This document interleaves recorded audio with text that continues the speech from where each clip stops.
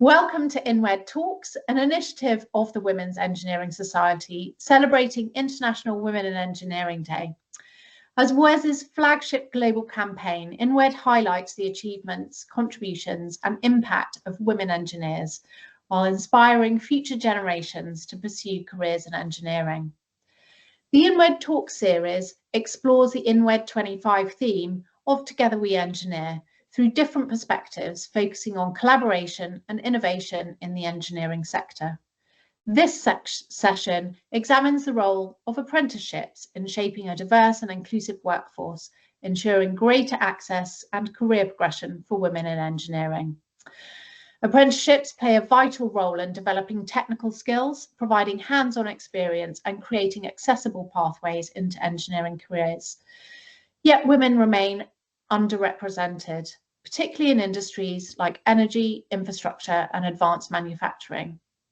By addressing key challenges from recruitment to retention to workplace inclusion, we'll explore how structured apprenticeship programmes can support gender diversity and help drive innovation. And to discuss these critical topics, I'm delighted to welcome Lily Ganci from National Gas and Matt Parker, who's Head of Equity, Diversity and Inclusion at the ECITB. They'll share their insights on building inclusive apprenticeship programmes, breaking down barriers to entry and ensuring apprenticeships lead to long-term success for women in engineering. So let's dive in. Welcome Lily, welcome Matt. It'd be really lovely if you could just briefly introduce yourselves. Lily, perhaps you could go first. Of course. Hi, I'm Lily Ganci. I'm an engineering degree apprentice at National Gas, where I study my degree at Aston University in Science, Industry, Process, Plant Engineering. And within work, I work within what's called our asset engineering team. So that involves looking after all our pipelines that supply gas around the country, where I focus on pipeline integrity and stress management on the pipes. Amazing. And I just want to jump in there. You're also on the apprentice board of the Women's Engineering Society, Yes. aren't you? Great stuff. Yes, Matt, of course, as well. Matt, what about you? Good morning. So my name is Matt Parker and I'm the Head of Careers and Inclusion at the Engineering Construction Industry Training Board. Is it worth me going a bit into who we are and what engineering construction specifically means? Because it's a bit niche. Yeah, go ahead. So if I take a step back and look at engineering construction, that's a specialised industry that underpins the delivery, maintenance and decommissioning of much of the UK's critical infrastructure. We operate across oil and gas, the nuclear industry, renewable sectors, as well as other process industries such as chemicals, pharmaceuticals, food processing and water and waste treatment. According to our data, we are looking at a workforce as large as about 200,000 in the UK. But simply, the difference between engineering construction and construction is that construction covers the building and civil engineering of projects such as roads, drainage, excavations, whereas engineering construction is more the infrastructure that goes in and around that. So refineries, offshore oil and gas, wind turbines, etc. So the Engineering Construction Industry Training Board, or the ECITB, we're the statutory skills body for engineering construction in Great Britain. So we're an arm's length department of the UK government, sponsored by the DFE, and we work with employers and the government to attract, develop, qualify and retain engineering construction engineers and technical professionals. Amazing. Thank you, Matt. And perhaps I can just dig in a little bit there and sort of ask you to kind of reflect on the role that apprenticeships play within what the ECITB does, sorry, in shaping the future of engineering talent. Yeah, I mean, it's a great question. It's something that's coming up more and more as we move, particularly for us, as we're now moving into the next strategy period. I think the key one for me is that apprenticeships, particularly as they continue to modernise and develop, they are bridging that skills gap and that requirement for skills. with real world need. And that's it. They are an alignment between what can be taught and what is needed immediately by employers and by wider industry. When you take an apprentice, you train them from day one and you immerse them in that real world environment. So not only are they becoming familiar with the tools of the trade and the processes involved, but they're also learning how to use precision thinking in problem solving. It's not theoretical, it's very practical from day one.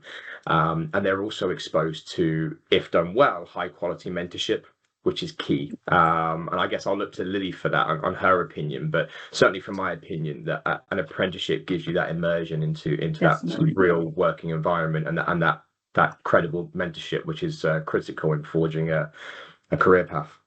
And Lily, I don't know if anything Matt said there really resonated with you around what inspired you to pursue the apprenticeship in the first place. Can you relate to some of those points that Matt pulled out there?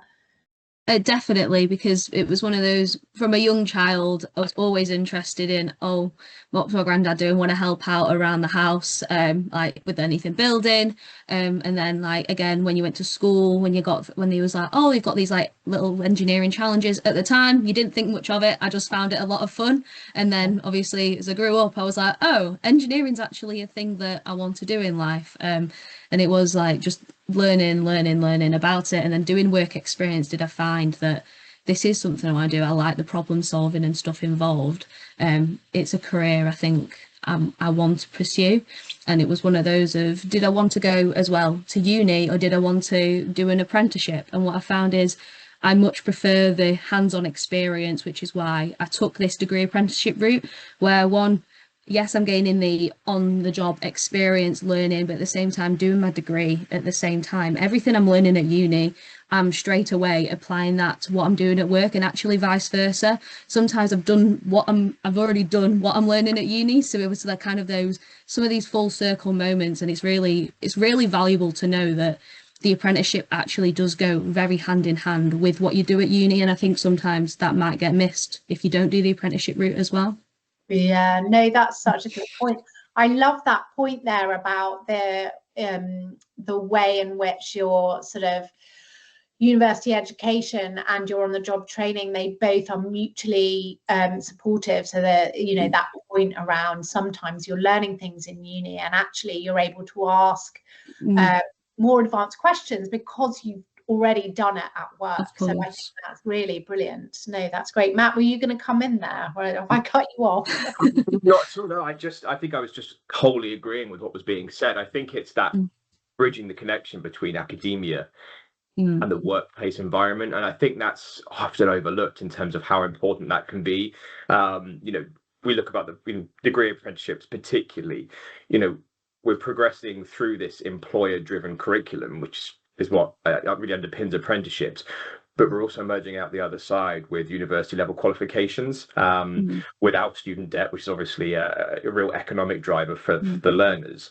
But no, I think that's key. I think that connection between applying that top level theory and technical education with what's happening on the ground, and particularly that, you know, when we look at skills gaps and skills requirements, it is connecting that curriculum with employer needs, which can be done both nationally but also regionally. You know, we know that actually there are regional nuances in terms of the skills requirements needed, and actually an apprenticeship can be deployed in order to meet those regional demands as well as the national ones. No, that's so good. So really calling out there that how apprenticeships specifically are really bridging those niche skill gaps in the engineering industry. Such a good point. And Lily, perhaps I can come back to you. I mean, what's been the most rewarding part of your apprenticeship so far? I see on LinkedIn you're already giving technical talks, but what would you say has been the most rewarding part so far? I think it's definitely one of those technical talks, but also throughout my apprenticeship, you go on placements to different areas of the business. So I'm based normally within our engineering team, but then I've gone out and done placements, for example, in our construction teams. And what I found is when I went and did those placements is how much knowledge I actually knew, and having those colleagues and mentorship in my engineering department, giving me all this information. A lot of the time you're taking it all in, you don't realize how much you're learning. So when you do go out to these other areas of the business, and then you start like going through problems, especially like the project management side and like the engineering stuff that's also involved, actually being able to be like, oh, I know the answer to that. I know who we can speak to. And it's just one of those of it's more realizing that you're actually learning things on the job, because a lot of the time you just kind of take it for granted until people are like, oh yeah, you're a really valuable person to speak to, and like gaining that respect, because obviously you started your career not knowing anything, and it's been a 4-year process for me to get to this point, and realizing that people actually value your opinion, I think is very, very rewarding, because that's when you realize that you are starting to become an actual engineer in a way. Oh, amazing. And I think, I mean, hearing you speak, Lily, I think that's probably in part due to who you are. You're obviously great at what you do and very personable, and using your networks. But I'm sure as well, it's a real testament to National Gas as an employer, and the teams that they're building. So that's really amazing to hear. And Matt, you know, listening to what Lily said there, and from your experience more broadly, has what Lily said really reflected how you see apprenticeships really evolving to better prepare engineers for emerging challenges and those emerging technologies? I mean, I absolutely. I think actually what Lily's just said in the last 45 seconds has really resonated with a lot of the things that we see and work on a daily basis. So if I might come at it from a couple of different angles. The first one is that impact that work-based learning can have on the individual. So we use terms like competency within engineering. You know, actually we want to take our workforce and make it competent. Competency typically takes a long time to achieve, depending on how you're measuring it. The great thing with apprenticeships is that you are building competency from day one. You know, apprentices are working full-time within engineering teams. They're applying their skills as they learn, and they're gaining mentorship from experienced engineers. So that route to competency isn't necessarily quicker, but it's really comprehensive. And as Lily said, all of a sudden, people are listening and taking value in what's being said by the apprentice. And I think that's great for 2 reasons. Like I said, one is competence. So we are developing this competent workforce, this highly skilled, globally competitive workforce within the UK. If I put my ED&I hat on, I look at the value of apprenticeships. Actually, they are incredibly accessible for all sorts of underrepresented groups, if done well, particularly in the realms of socioeconomics. At the moment, there's a lot of study and research being done into socioeconomic access to apprenticeships. But from an ED&I perspective, we know that champions and advocates and role models are key in attracting new and diverse talent. So actually, apprentices from day one are those advocates, are those role models, actually, because they're out there then being seen and spoken to, and that's what attracts people to do what they're doing. You know, if you can see it, you can be it. I think that's that's something we rely on a lot, and I think that's what Lily and a lot of apprentices like her are very early on in their careers. Let me jump in there though, Matt, because I mean, obviously I agree with you. I think Lily and you know, the whole of our apprentice board are amazing role models. We've got some brilliant women on there, but it feels like it's a lot of pressure we put on them to then give back. So they've kind of, you know, broken the mold, and now they're being asked to give back.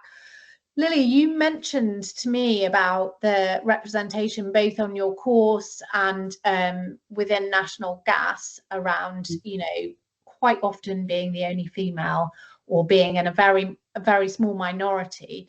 But Matt, what more can be done by ECITB, by Women's Engineering Society, by employers and universities to really do more to attract women into these amazing opportunities that apprenticeships seem to provide as a pathway into engineering? What more could we be doing rather than just, you know, again turning to these young women who have done great things, and we're asking them to do some more great things. What could we be doing?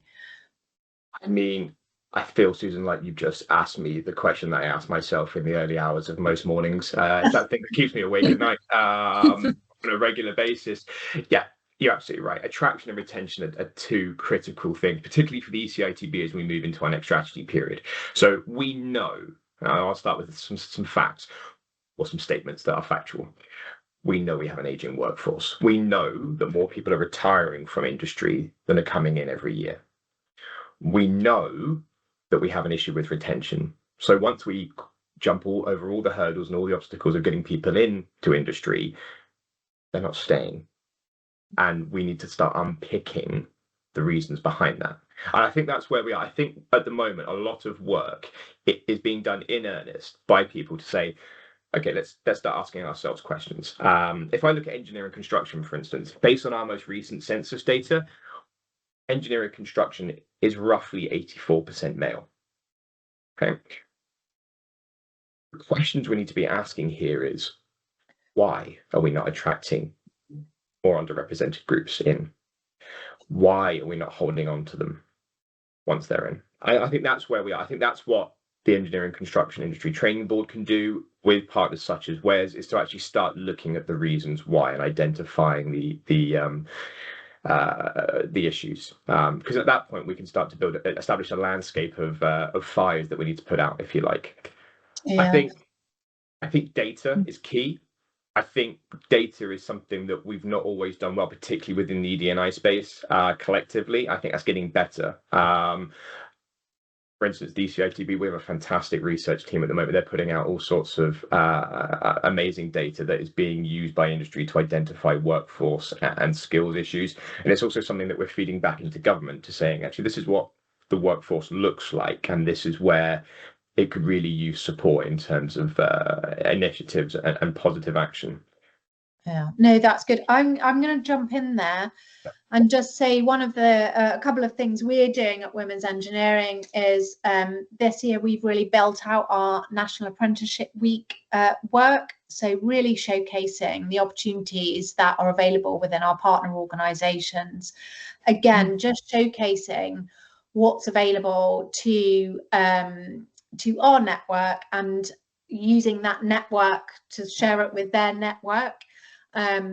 So that we can get greater visibility within underrepresented groups of those opportunities. So that's something we're doing, and that's that National Apprenticeship Week happens every year in February. So we're looking to strengthen that again next year. So I think that's definitely something we can do for our part, is raise the profile of those amazing opportunities and support our partners getting access to this amazing talent pool of women.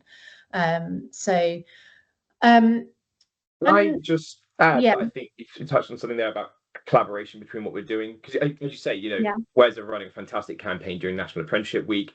The CITB, we're currently sponsoring the Big Bang Fair, or specifically the Big Bang Award through Engineering UK in June, which is the UK's largest STEM event for young people. We're all doing fantastic things. I think what we need to get better at, and I think we are doing it in the background, is collaborating more to raise that awareness collectively. We need to reach further and wider. I think particularly back down into sort of Key Stage 2 and Key Stage 1. We look at the facts, we know that particularly girls go through, there are certain stages of a girl's education in Key Stage 1 where they start to identify with role models and certain career paths.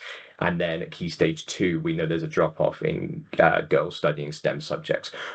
We need to therefore work collaboratively, to reach down into those groups to say, actually, don't stop.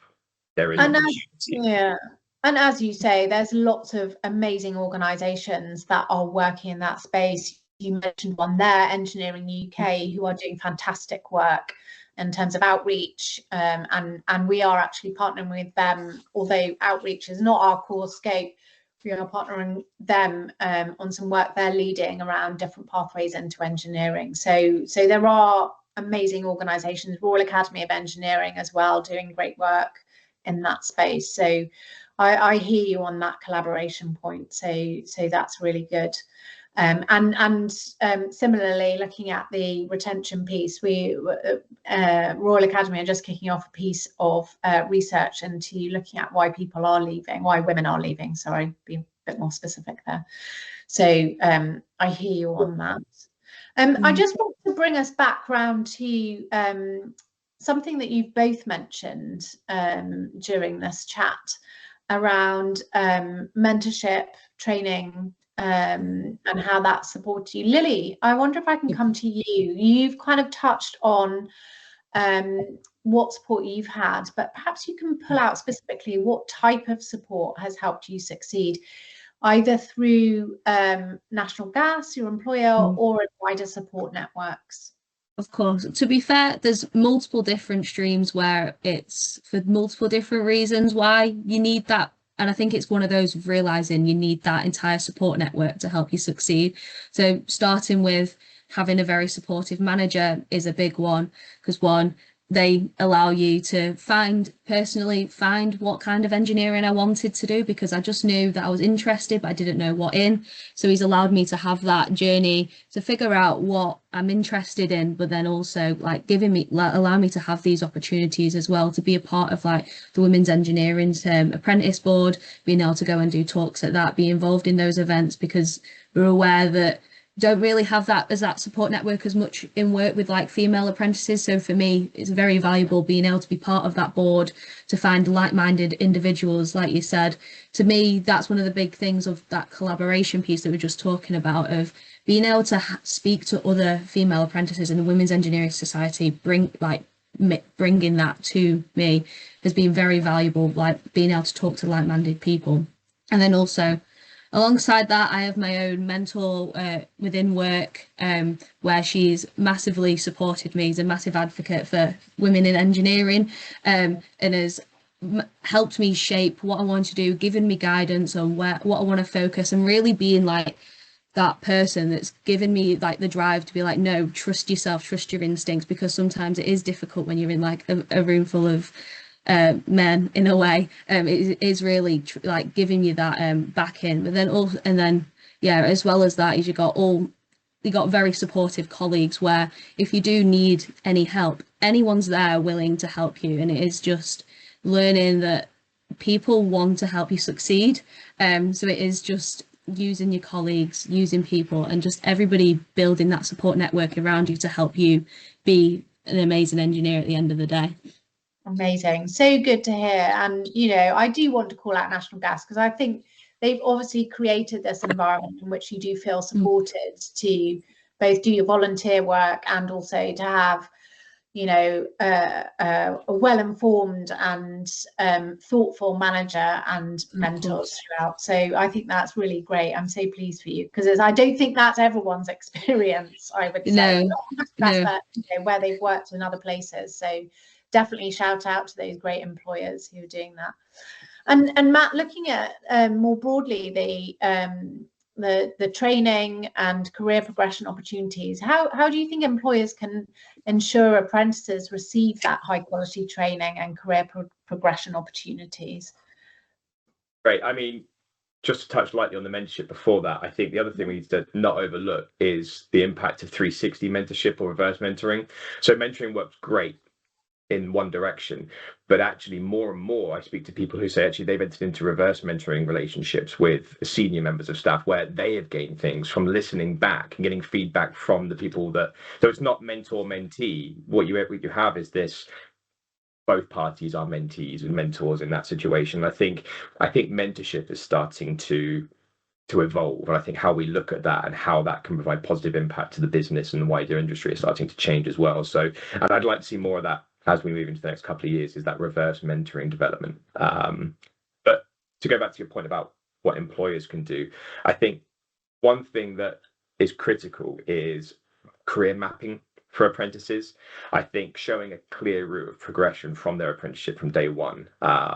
So whether that's technician to engineer to team leader, or through to certification, CEng, whatever that is, I think mapping it out so that apprentices know from day one what their careers could look like and what the opportunities in front of them are.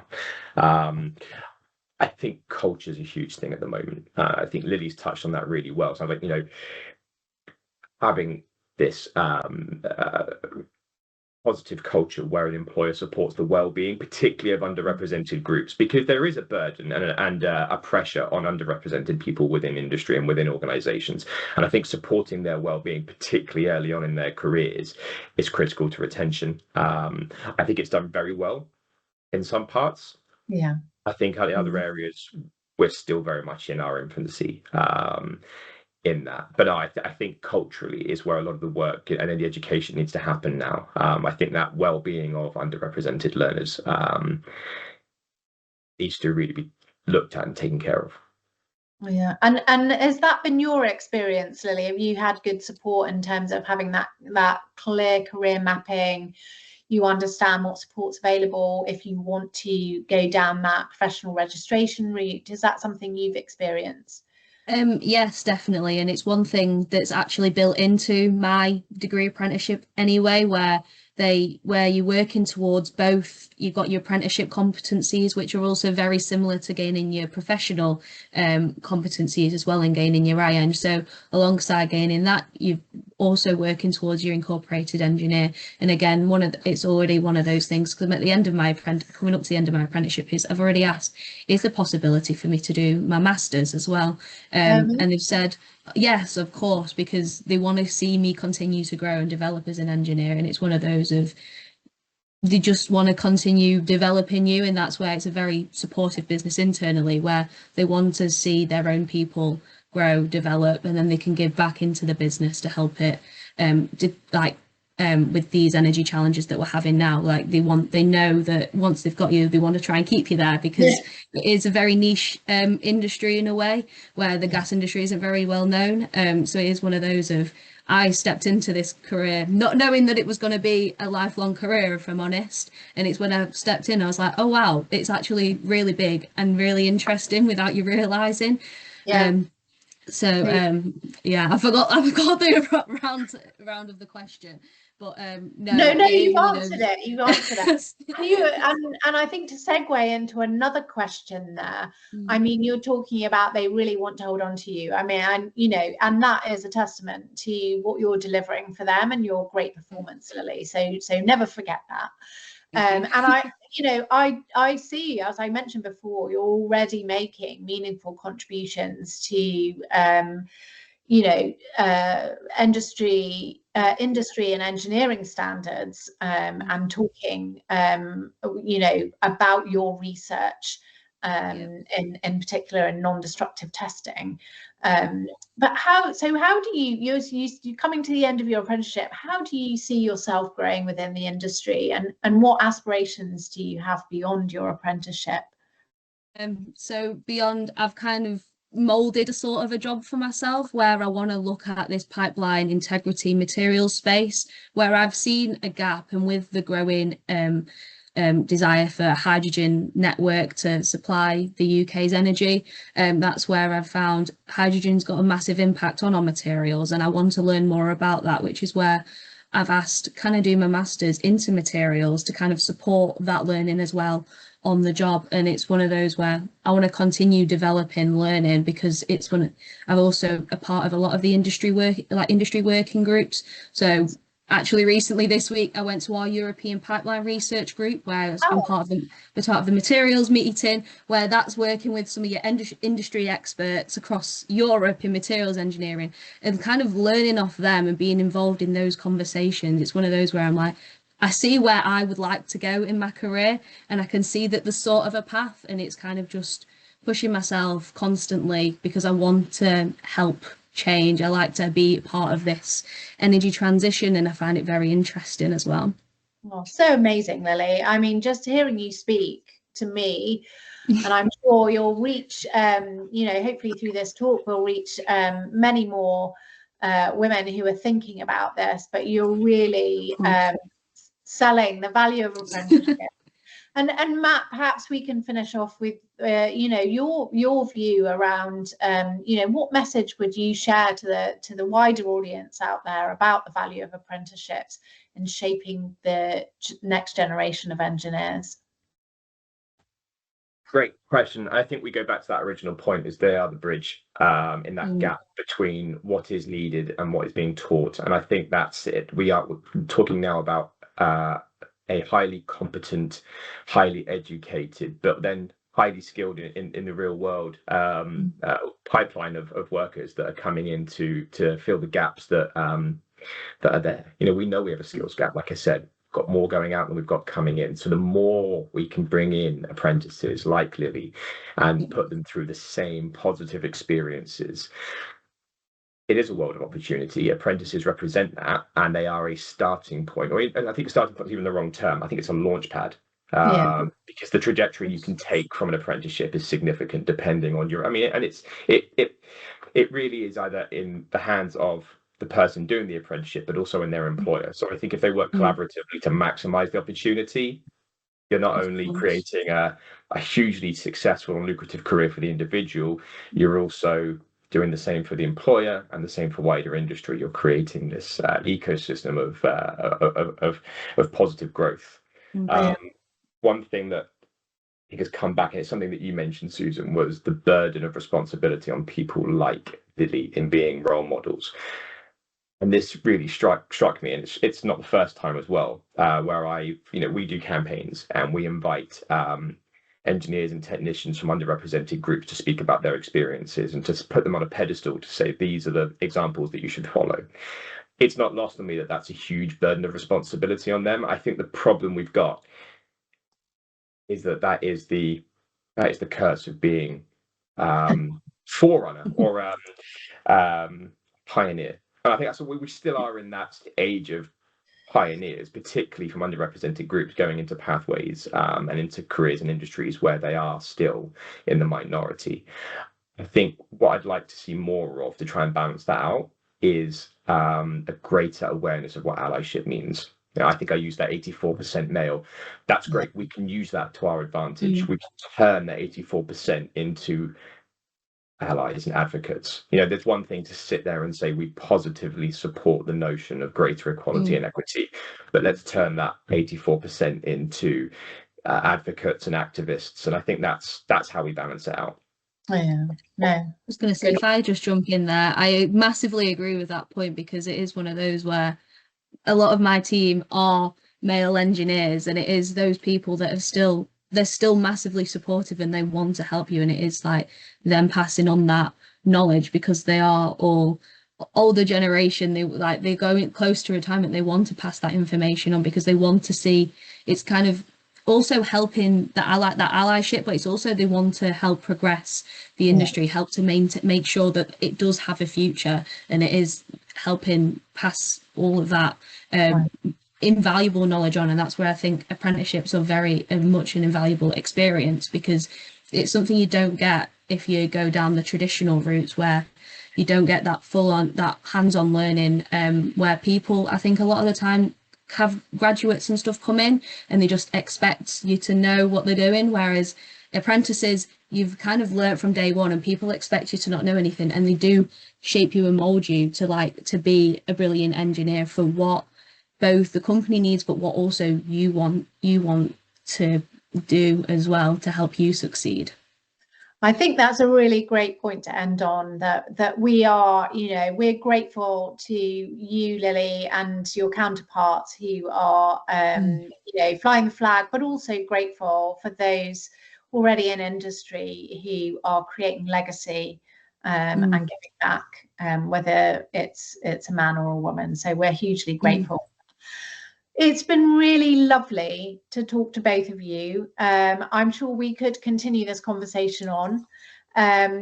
Thank you both for supporting International Women in Engineering Day. We're hugely grateful, and thank you both.